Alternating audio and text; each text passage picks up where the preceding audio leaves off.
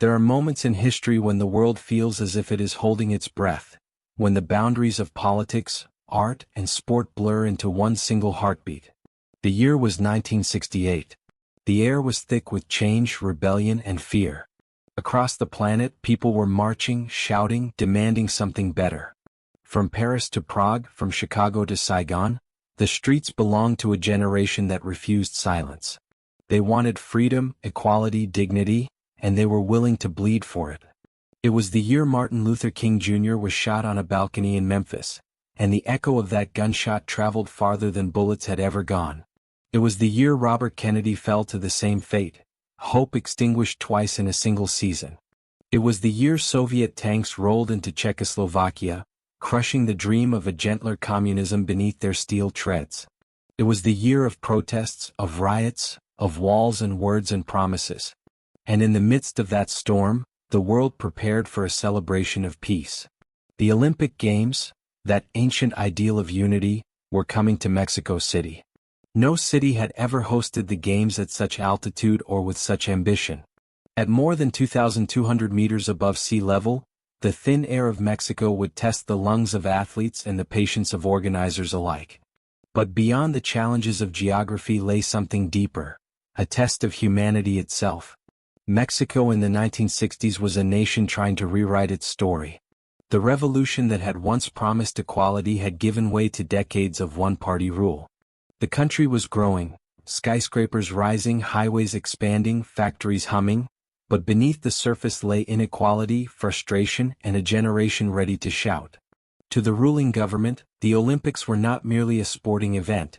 They were a stage on which to prove that Mexico was modern, stable, and worthy of global admiration. President Gustavo Díaz Ordaz saw the Games as the perfect chance to show the world a new Mexico, polished, prosperous, and peaceful. But the youth of Mexico saw a different truth. They saw poverty in the shadows of the new buildings. They saw censorship and silence, and they began to ask questions their parents had avoided. Why, they wondered, could the country afford new stadiums but not new schools? As summer turned to autumn, tension thickened. In universities across the country, students began to march. They marched for freedom of speech, for democracy, for the right to be heard. At first, their chants were small ripples. Then they grew into a wave. And by the time the Olympic flame was lit in Greece, that wave had become a storm. While the torch traveled across continents, through the Mediterranean sun, across the Atlantic, up through Latin America, Mexican streets filled with chants and banners. The world saw the journey of light. Mexico felt the approach of fire. But the organizers pressed on. The Games would go on, they said. They had to. Preparations for the Olympics had been monumental. The city transformed itself. New venues, new housing, new roads. The Estadio Olímpico Universitario, carved into volcanic rock, gleamed like a temple of modernity. The architecture of the Games was bold and visionary, a fusion of ancient motifs and contemporary design, a dialogue between past and future. And then there was the color. For Mexico 1968, a new visual language was born. The graphic designer Lance Wyman created an identity that pulsed with rhythm and geometry, circles inspired by Aztec patterns, psychedelic lines that seemed to vibrate with life. The Games would be modern, yes, but they would also be unmistakably Mexican. As the world watched the arrival of the Olympic torch, no one knew that just 10 days before the opening ceremony, the city would be stained with blood. The students had gathered in the Plaza de las Tres Culturas, a place where Mexico's three histories met, the pre-Columbian, the colonial, and the modern. They came with banners, with songs, with courage. They came to speak, to demand dialogue. The government answered with soldiers. October 2, 1968. As dusk fell over the plaza, gunfire erupted. Witnesses described flares lighting the sky, a signal, perhaps, for the attack to begin. Then came the screams. Bullets tore through the crowd. Students ran, stumbled, fell. Mothers screamed. Bodies lay where moments earlier there had been chants of peace. The number of dead was never known for certain. The government claimed a few dozen. Survivors spoke of hundreds. The truth, like the smoke that rose that night, drifted into silence. The next morning the plaza was empty. blood had been washed from the stones. And across the city, posters of smiling athletes still hung from walls. 10 days later, the games opened as planned. For the athletes arriving in Mexico City, the mood was strange, a mix of excitement and unease. They had trained their whole lives for this moment, yet the city around them seemed haunted by whispers. The Olympic Village sparkled with optimism, but beyond its gates, soldiers still patrolled the streets. The opening ceremony took place under a sky too blue to believe. Thousands of doves were released into the air, their wings flashing in the sunlight, a symbol of peace that felt almost cruelly ironic. The crowd roared, the bands played, and the flame was carried into the stadium by a young Mexican woman, Enriqueta Basilio, the first woman ever to light the Olympic cauldron. Her torch rose above the noise, above the fear, above the politics, and for a moment the world saw only light. But beneath that light, the shadows remained. Athletes spoke in hushed tones about what had happened. Some didn't know the details, others knew too much. Yet the competition had begun, and once the races started, history demanded attention. The altitude of Mexico City would soon become a silent character in every story. Sprinters found themselves running faster than ever. The air was thin, the resistance low, and records began to fall like dominoes. On the track, a tall, graceful man from the United States stepped into history. His name was Bob Beamon. He had dreamed of the long jump since childhood, of flight, of freedom. On October 18th, he stood at the edge of the runway, staring into the sandpit. The world had never seen what was about to happen. He sprinted, leapt, and seemed to keep flying. When he landed, the stadium fell silent.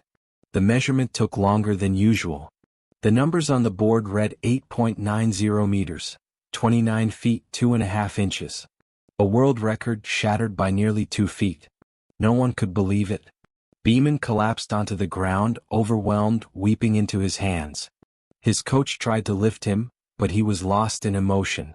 The German word Beamonesque would later be coined to mean a leap beyond human limits. It was as if the thin air of Mexico had lifted him closer to heaven. But not every story on that track was about glory. For others, the games became a platform not for performance but for protest. Among the American team were two sprinters, Tommie Smith and John Carlos. Both had grown up in poverty, both had faced racism daily, both knew that their speed would give them a voice the world could not ignore. They decided that if they won, they would use their victory to make a statement. On October 16th, they lined up for the 200-meter final. The gun fired. They ran like men possessed. Tommie Smith crossed the finish line first, John Carlos third. As they walked to the podium, they wore black socks, symbolizing poverty, and no shoes. Carlos had a string of beads around his neck to honor those lynched in the South. When the American anthem began, they bowed their heads and raised their gloved fists in the air. The world stopped. For 18 seconds they stood in silent defiance, two black men on a global stage demanding equality. It was the most powerful gesture in Olympic history. The reaction was immediate. The crowd booed. The International Olympic Committee demanded their expulsion. Both men were sent home, their medals stripped, their careers ruined. But their image, those raised fists, would outlive every condemnation. In that moment, Mexico 1968 became more than a games. It became a mirror of humanity itself, our triumphs, our injustices, our contradictions. The journalists called it the year of the angry Olympics. But anger was only part of the story. Beneath it all was courage. Courage to speak, to resist, to jump higher and run faster in a world on fire. The thin air of Mexico carried both victory and violence, both beauty and grief. And as the days passed, it became clear that these games were not just another chapter in Olympic history, they were a turning point in the story of the modern world. Because in 1968, on that high plateau under the Mexican sun, the Olympics stopped being just about sport. They became a stage for the soul of humanity. The world had arrived in Mexico City expecting a celebration. What it found was a contradiction, a festival of youth overshadowed by violence, a symbol of peace standing in the aftermath of blood. And yet, when the competitions began, something remarkable happened. The athletes, as they always do, carried on. In their movements, in their sweat, in their silent focus, they began to reclaim what politics had stolen: the purity of human effort. Each day brought a mixture of triumph and tension. Crowds packed the Estadio Olímpico Universitario, unaware or unwilling to speak of what had happened days before. They cheered for heroes and records, their applause echoing through the thin, bright air. The games went on, not because the world had forgotten but because it needed to remember what human beings could still achieve together. At altitude, even breathing felt different. For distance runners, it was suffocating; for sprinters and jumpers, it was liberation. The air, so light, became both enemy and ally. On the track, Bob Beeman's leap had already redefined what was possible. But other stories unfolded in the lanes beside his. Jim Hines, an American sprinter with quiet confidence, lined up for the 100 meters final. When the gun fired, he flew, smooth, effortless, untouchable. When he crossed the line, the clock flashed 9.95 seconds. The first official sub-10-second 100 meters in human history. A barrier broken in the same air that had carried Beeman's leap. At that moment, Mexico became the city where gravity itself seemed to loosen its grip. In the women's events, Wyomia Tyus made her own history. She became the first woman ever to win consecutive Olympic titles in the 100 meters, 1964 and now 1968. Her victory, graceful and defiant, was a reminder that women, too, were rewriting the rules of what greatness looked like.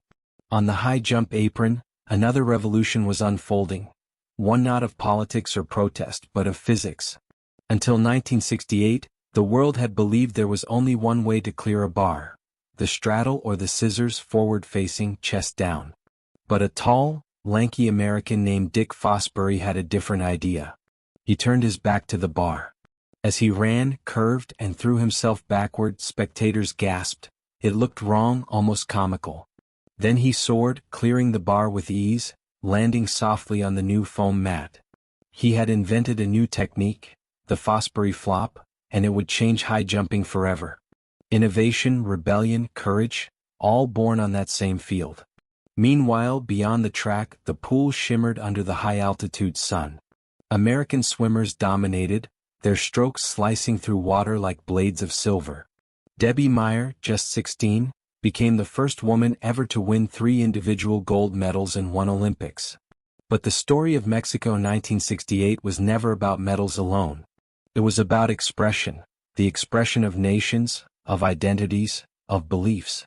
For the first time, the games were broadcast in color to millions around the world. The hues of Mexico, the reds, the yellows, the greens, burst through television screens, filling living rooms with a sense of wonder.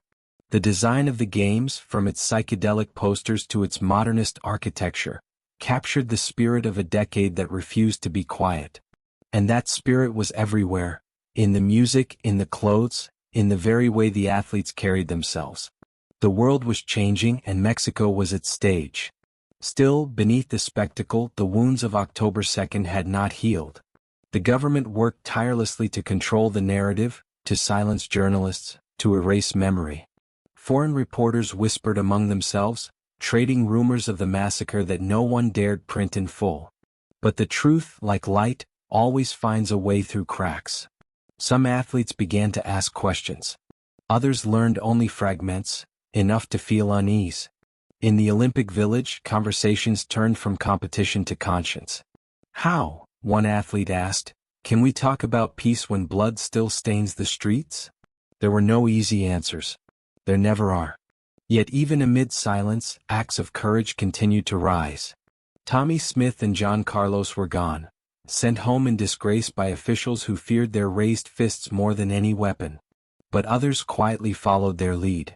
Czech gymnast Vera Kaslavska, a hero of her homeland, refused to bow to Soviet authority after the invasion of Czechoslovakia. When the anthem of the Soviet Union played during the medal ceremony, she looked away, down and aside in silent protest. That small turn of her head became a gesture as powerful as any shout. Each act of defiance in Mexico 1968 was met with punishment, yet each punishment birthed legend. It was as if the air itself demanded honesty, thin enough to strip away pretense, forcing everyone to breathe truth. At the same time, the games carried joy, moments so pure they seemed untouched by the chaos around them. In boxing, a young American named George Foreman punched his way to gold, waving a small American flag in the ring, an image of pride that contrasted sharply with the turmoil at home. In that moment, he wasn't the heavyweight champion he would later become. He was a kid from Texas who had found strength in something larger than himself. In soccer, the Hungarian team displayed artistry and precision, while the Mexican fans, ever passionate, filled stadiums with chants and colors that vibrated like music. And in the marathon, the legend of human endurance found one of its most beautiful chapters. John Stephen Akhwari of Tanzania started strong, but early in the race he fell, dislocating his knee and injuring his shoulder. Most would have stopped. He didn't. He kept running, limping, staggering but moving. Hours after the winner had crossed the line, Akhwari entered the stadium, the crowd rising to their feet. He finished dead last, but he finished. When asked later why he didn't quit, he said, "My country didn't send me 5,000 miles to start the race. They sent me 5,000 miles to finish it." In that single sentence lay the entire meaning of the Olympics. And so, Mexico 1968 became a paradox of light and shadow. A festival of color built upon silence. A celebration of peace haunted by the echo of gunfire. But even as politics tightened its grip, art and sport found ways to breathe.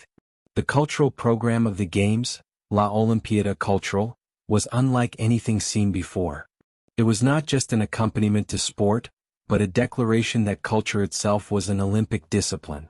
Poets, dancers, musicians and painters from all over the world came to Mexico to create, to perform, to share. Mariachi bands played beside symphony orchestras. Indigenous artists painted murals alongside avant-garde designers. It was chaos, beauty and dialogue, a reflection of the country's soul. Everywhere you looked, contradictions danced together. Tradition and modernity, silence and song, repression and expression. In the museums and plazas, art became resistance. Painters depicted scenes of protest under the guise of abstraction. Sculptors hid messages in geometry. The spirit of the Games lived not just on the track, but in the galleries and streets. And perhaps that was the truest face of Mexico 1968, a nation of poets, painters and dreamers trying to speak through the noise. As the second week of the Games unfolded, the athletic performances reached new heights. Soviet gymnast Mikhail Varnin dazzled audiences with precision, but it was Vera Kaslavska again who stole their hearts, winning 4 golds and 2 silvers while silently defying an empire. Her grace became a symbol of resistance, proof that beauty could be an act of courage. In the pool, records continued to fall. The airless altitude, once feared, became the birthplace of speed. On the cycling track, racers collapsed at the finish line, gasping for air, their lungs burning. Every athlete, in their own way, was confronting the same invisible enemy, oxygen, or rather, its absence. Mexico 1968 was more than a competition. It was an experiment in human limits, physical, emotional, and moral. And yet, in those limits, people found freedom. As the final days approached, something strange happened. The Games, once haunted by tension, began to glow with unexpected peace. The world's gaze had softened. The records, the art, the courage, all of it had begun to heal what violence had tried to destroy. The athletes would leave Mexico with medals and memories, but what they carried most was transformation. They had seen the face of a world in flux, and glimpsed the possibility of what it could become. But for the people of Mexico, the Games were not so easily forgotten. The wounds of October still throbbed beneath the surface. The government declared success, the international press praised organization, and yet mothers still searched for sons who had not come home. The Olympic flame would be extinguished, but the fire it revealed, the fire of truth and defiance, would burn for generations. When the Olympic flame finally dimmed above the Estadio Universitario, the sky over Mexico City glowed orange with twilight. The cheers faded, the cameras were packed away, and for the first time in weeks, the city fell silent. The Games of the 19 Olympiad had ended, but their echo had only begun. Around the world, headlines celebrated the brilliance of the athletes, the elegance of the ceremonies, the success of a developing nation hosting such a grand event. For many, Mexico 1968 had proven that Latin America could rise, could modernize, could lead. But beneath the polished surface, another story simmered, one of ghosts and memory, one of contradictions too large to ignore. In the plazas and student dormitories, people whispered of Tlatelolco. The official story had already hardened into propaganda, a minor disturbance, the newspapers said, resolved by security forces. But the witnesses remembered differently. They remembered the flares lighting up the night, the panic, the children, the shots that never stopped. The government wanted to bury the truth under gold medals and parades. But truth, like the Olympic torch, refuses to stay unlit. The athletes left, the delegations flew home, and Mexico was left to reckon with itself. For those who had marched in the streets, there was no closure, only silence. Many were imprisoned. Some disappeared. Families searched archives that did not exist, asked questions that no one dared answer. And yet, something had changed, something irreversible. The people had seen the power of their own voice. The students' blood had mixed with the dust of history, and from it grew the roots of a future resistance.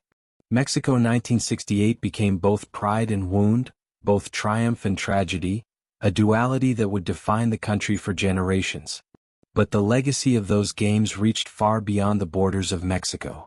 Around the world, the images of Tommie Smith and John Carlos raising their fists rippled through societies hungry for change. That single frame, black gloves, bowed heads, defiant silence, became an icon. It appeared on posters, murals, and album covers. It became part of the language of protest, as powerful as any speech or manifesto. In South Africa, still suffocating under apartheid, young activists drew courage from that gesture. In Australia, indigenous athletes saw it and felt seen for the first time. In Europe and the Americas, it became a symbol that the struggle for dignity had no borders. Smith and Carlos had been punished, yes, but they had also been immortalized. The same institutions that condemned them would one day honor them. But that came much later.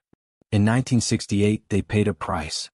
Death threats, lost careers, public scorn. The cost of courage is rarely cheap. And yet, when asked if they regretted it, Tommie Smith once said, "I would do it again. Because it was right." The Olympics had always claimed to be apolitical, a sanctuary of peace above nations. But after 1968, no one could pretend that sport existed apart from society. The track, the pool, the field, they were reflections of the world that built them. In a sense, Mexico 1968 was the coming of age of the modern Olympics. It was no longer enough to celebrate records. Now people demanded meaning. And meaning was everywhere. Even the design of those games, the hypnotic patterns, the vibrant colors, became part of cultural history. Lance Wyman's visual identity would influence decades of art and design, from album covers to fashion. The Olympic logo of 1968 wasn't just branding. It was a pulse, a visual rhythm that seemed to dance to the beat of the decade itself. In architecture, too, Mexico had made a statement. The Olympic venues were more than stadiums. They were symbols of possibility. The Ruta de la Amistad, the route of friendship, stretched across the city, lined with monumental sculptures from artists around the world. They stood as silent ambassadors of peace, stone and steel forms reaching toward the sky. Over time, some of those sculptures would be forgotten, overgrown, vandalized. But others endured, reminders of a moment when art and sport had spoken the same language. For ordinary Mexicans, the memory of the games was complex. Pride in what had been achieved, and sorrow for what had been lost. Many remembered the music, the colors, the sight of Enriqueta Basilio lighting the cauldron. Others remembered the silence that followed October 2nd. That contradiction became part of the nation's identity. Joy and pain intertwined, inseparable. For the Olympic movement, 1968 was a turning point. The world had seen that the Games could no longer exist in isolation from politics, from humanity, from the storms of the age. In the years that followed, the Olympics would face new challenges, boycotts, terrorism, commercialization. But they would also carry forward the spirit of Mexico 1968, The belief that sport could still mean something. And perhaps in some quiet way, that was Mexico's greatest gift to the world. But let us return to those who made the games unforgettable, the athletes, the dreamers, the believers. Take Bob Beamon for instance. After his impossible leap, he never quite reached those heights again. How could he? He had touched something beyond human measure. That one jump defined him forever, a blessing and a burden. Years later he said he sometimes dreamed of that moment, of floating, of never coming down. Or Dick Fosbury, whose backward leap had revolutionized his sport. Within a few years, nearly every high jumper in the world had adopted his technique. His rebellion had become the new normal, proof that innovation begins where fear ends. And then there was Vera Koslavska, whose quiet protest had cost her everything. When she returned home to Czechoslovakia, she was shunned by her government, denied the chance to coach, forced into obscurity. But her courage outlasted her punishment. Today she is remembered not only as one of the greatest gymnasts of all time, but as a woman who refused to bow to oppression. Every corner of those games hid a story like that, of defiance, of resilience, of transformation.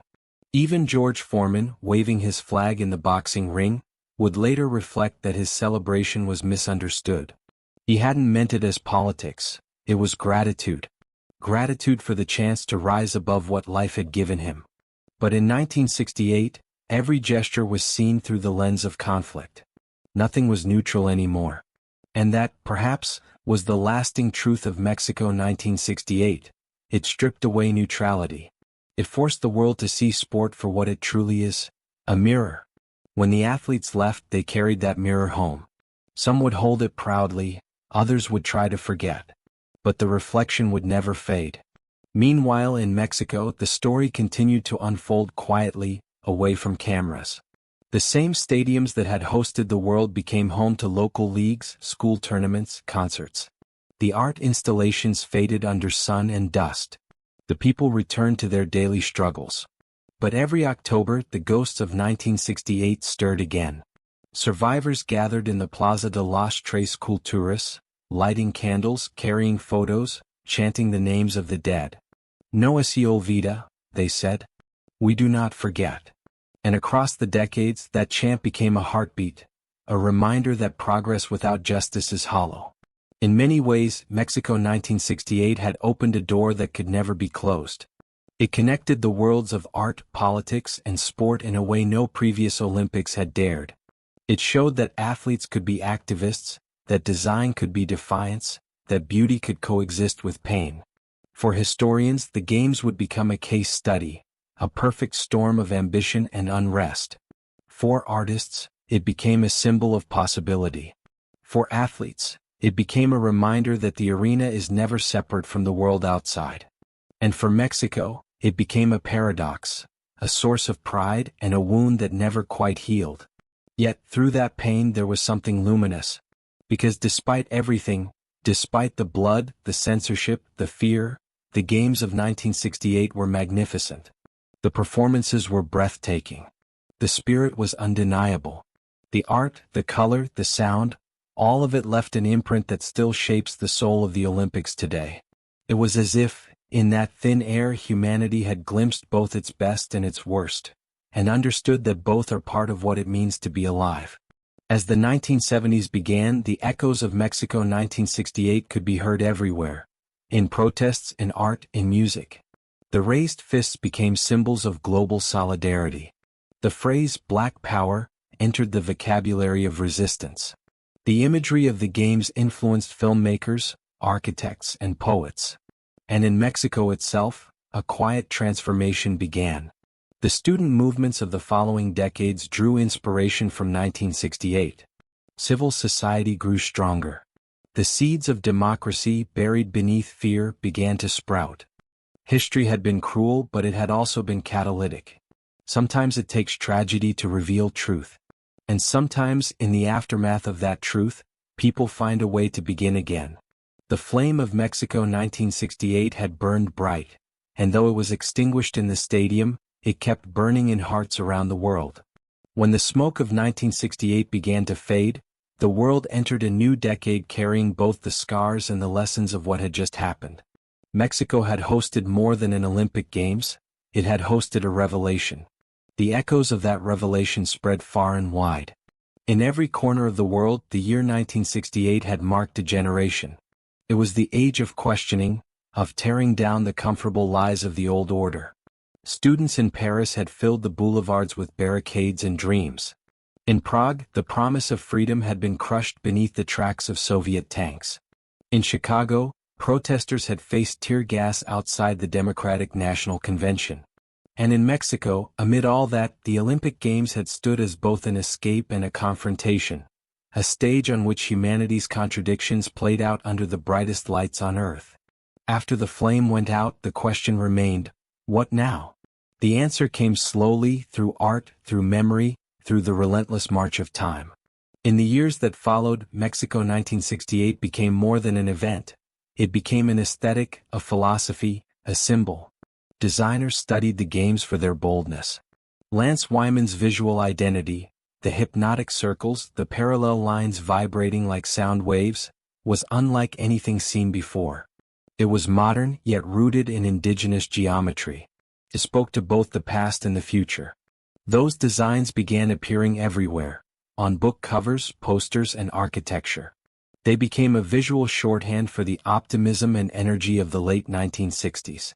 Even decades later, artists would return to those forms, not to mimic them but to channel their rhythm, their sense of movement and change. In film and music, too, the influence spread. The soundtrack of the games, a fusion of mariachi, jazz, and symphonic arrangements, found echoes in the soundtracks of a changing world. Latin America was finding its voice, and Mexico 1968 had given it a microphone. Young musicians began to mix traditional sounds with rock, jazz, and soul. Painters merged indigenous motifs with modern abstraction. Architects experimented with brutalism softened by color and symbolism. The Olympic spirit had unleashed something creative, something wild, something impossible to silence. Even the darker parts of the story, the repression, the fear, became sources of art. Writers and filmmakers began to tell the truth that newspapers would not. The massacre at Tlatelolco became a forbidden subject, yet it lived on in poems, novels, songs whispered in secret. Art became testimony. And so, the games that had begun as a display of government control ended as a catalyst for freedom of expression. That was the first paradox of their legacy. The second paradox lay in the world of sport itself. Before Mexico 1968, the Olympics had often been seen as a realm apart, a place of noble competition untouched by politics. After Mexico, that illusion was gone forever. Tommie Smith and John Carlos had changed the meaning of athletic victory. They had shown that a medal could be more than medal, it could be a message. Their courage gave birth to a new generation of athlete activists, people who understood that fame could be used to fight injustice. In the decades that followed, that spirit would reappear again and again, in Muhammad Ali's defiance, in Colin Kaepernick's kneel, in the voices of countless others who used their platforms to speak truth. And it all traced back, in part, to that podium in Mexico City, two men, heads bowed, fists raised. For the International Olympic Committee, the lesson was uncomfortable. The Games could no longer pretend to be apolitical. Every decision, from the host city to the anthem played, carried meaning. And that realization changed everything. By the 1970s, the Olympics began to evolve. They became more global, more diverse, more self-aware. New nations entered, newly decolonized countries marched under their own flags, and women gained greater representation. The world that emerged after 1968 was one more conscious of its own contradictions, and more determined to confront them. Within Mexico, the legacy of the Games was both luminous and painful. For decades, the official narrative celebrated 1968 as proof of national greatness, the year Mexico joined the modern world. Schoolbooks showed smiling athletes and the shining stadiums. Few mentioned the students who had died 10 days before the opening ceremony. But history has a way of returning. By the 1980s and 1990s, the truth of Tlatelolco could no longer be denied. Survivors began to speak publicly. Journalists uncovered documents long buried. Slowly the silence broke. The same generation that had been beaten in the streets rose again. this time as teachers, writers, and politicians. They demanded recognition, accountability, dignity. The massacre that had been erased from history was written back into it, one word at a time. And so, Mexico 1968 became not just a story of pain, but of persistence. In the heart of Mexico City, the Plaza de las Tres Culturas remains both a grave and a monument. Each October 2nd, candles are lit, songs are sung, and new generations learn the meaning of the phrase, no se olvida. To forget would be to betray the future. And in that ritual of remembrance lies the true spirit of the games. Not the medals, not the ceremonies, but the endurance of human memory. Elsewhere, the impact of Mexico 1968 continued to spread through the currents of history.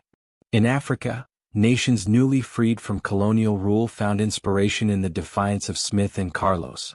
Sport became a way to declare independence, to show the world that black and brown athletes were no longer symbols of empire, but symbols of freedom. In the United States, the civil rights movement evolved into broader struggles for equality, gender, sexuality, and identity.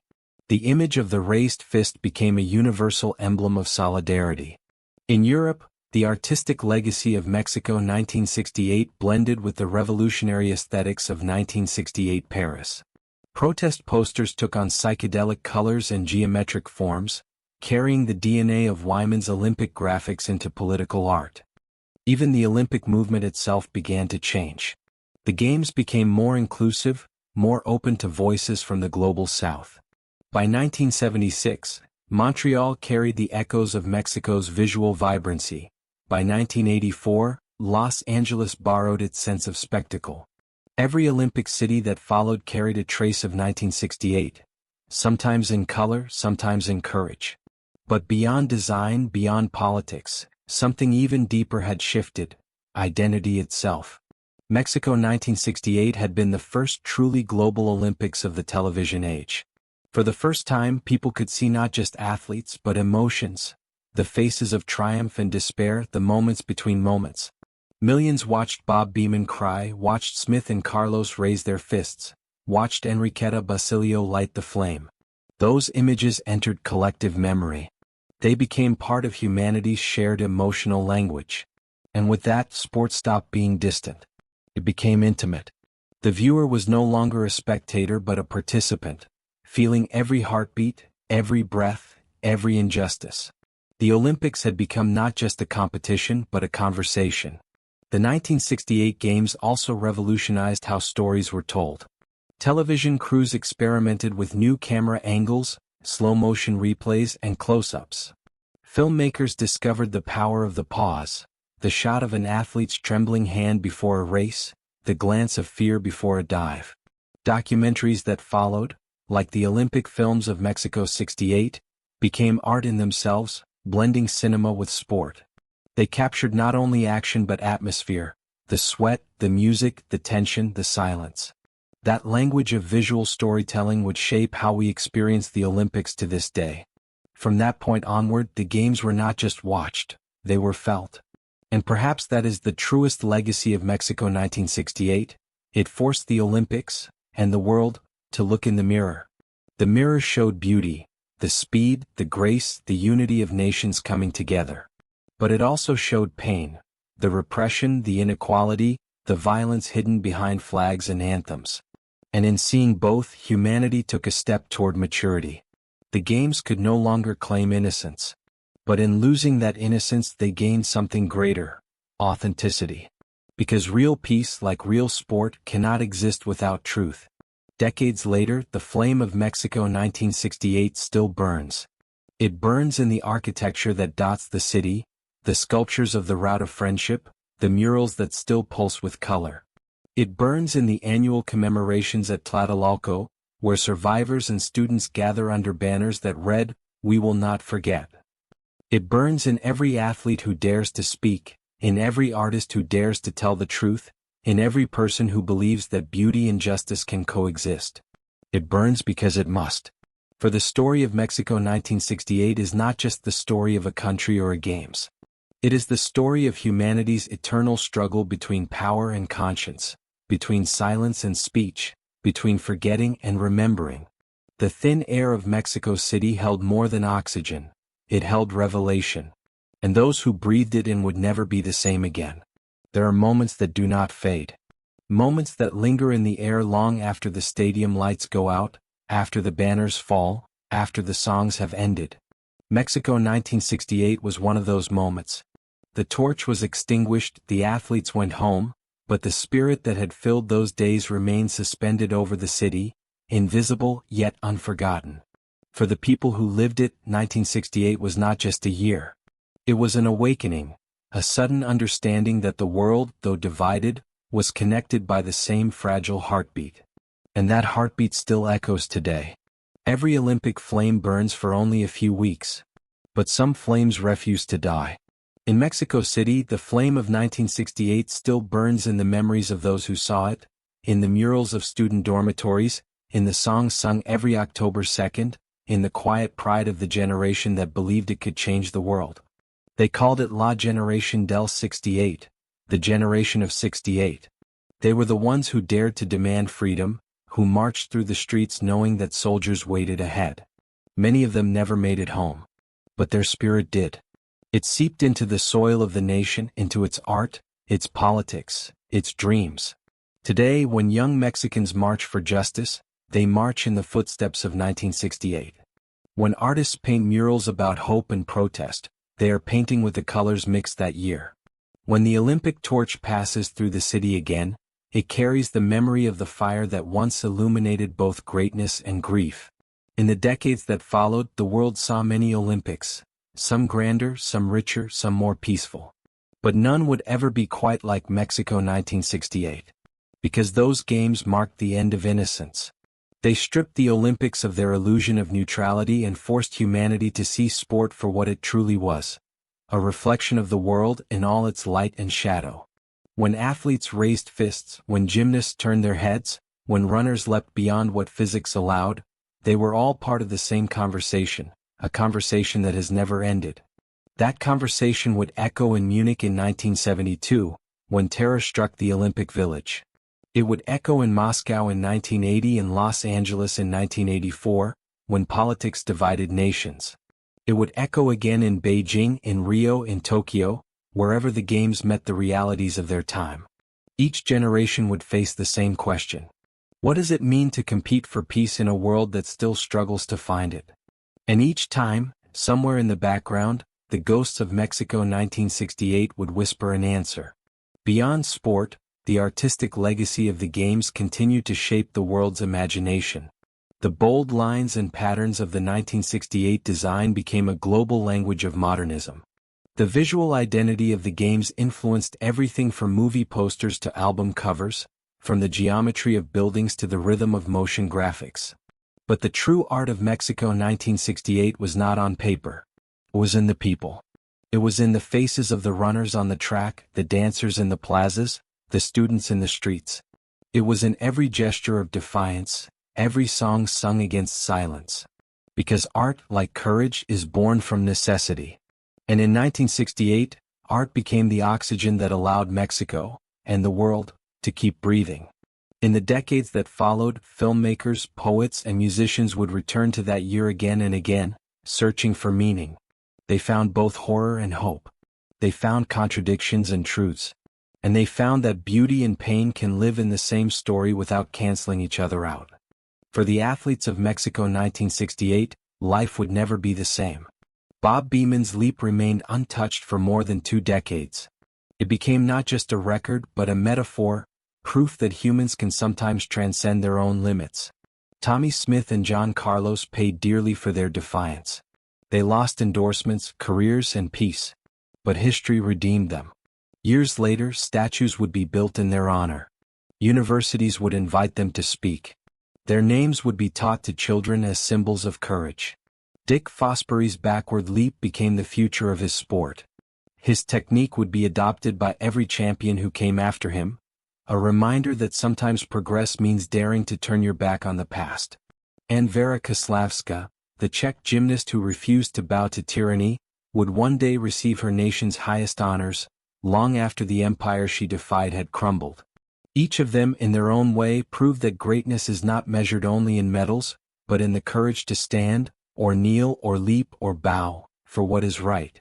For Mexico itself, the Games became a mirror that reflected its deepest contradictions. It was a nation of warmth, music and resilience, a country that could host the world with open arms, build temples of art and sport and move millions with its beauty. But it was also a country struggling with inequality, repression, and the heavy weight of history. Mexico 1968 revealed both truths. And in revealing them it helped the country grow. Over the years the wounds of Tlatelolco did not disappear, but they became part of a collective memory, painful, yes, but vital. Out of that pain came generations of journalists, activists, and artists determined to make sure such silence never returned. The Games had shown Mexico what it could be, and what it must never become again. The world, too, had learned something. It had learned that unity is fragile, that peace requires more than ceremony, that progress is not built in silence but in dialogue. It had learned that sport could be a voice for the voiceless, that a raised fist, a turned head, a finished race could shake empires. And perhaps most importantly, it had learned that the Olympic ideal, the dream of nations coming together not to fight but to compete, was not naive. It was necessary. Because in a world that had nearly torn itself apart, even the dream of unity was an act of defiance. Decades later, when the Olympic torch returned to Mexico for anniversary celebrations, the crowd stood in silence as it entered the stadium once more. The air was cooler now, the colors softer, but the emotion was the same. Among the attendees were survivors, former athletes, children who had grown up hearing the stories. Many wept. Some smiled. All remembered. The torch was lit again, not to erase the past but to honor it.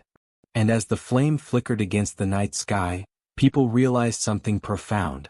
The miracle of Mexico 1968 was not that the Games happened despite tragedy, but that they happened at all. Because through darkness the world had still chosen light. Through fear it had chosen celebration. Through silence it had found voice. What, then, did Mexico 1968 teach us? That progress is never perfect. That beauty and brutality can coexist. That courage is contagious. It taught us that a raised hand can change the world as surely as a record-breaking jump. That a song, a mural, a memory can outlive empires. That truth may be silenced for a season, but it always returns, louder, wiser, unstoppable. And it taught us that sport, at its best, is not an escape from life, but an expression of it. A reminder that we are one species, sharing one planet, chasing the same breath.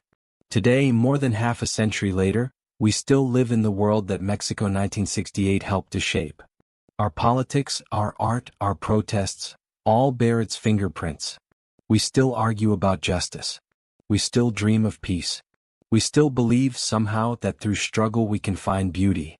And that belief, fragile, flickering, eternal, is the Real Olympic flame. It burns not in torches or stadiums but in people. In every voice that refuses to be silenced.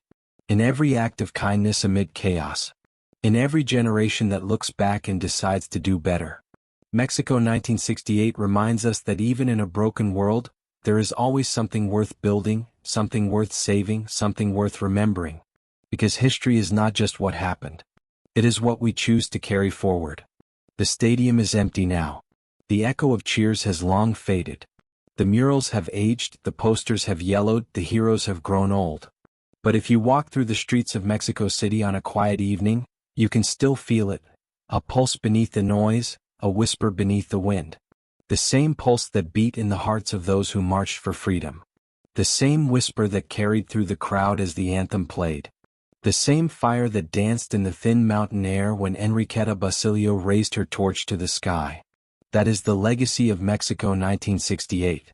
Not the medals, not the monuments, but the memory, the eternal reminder that in our brightest moments and our darkest days, we are still capable of greatness.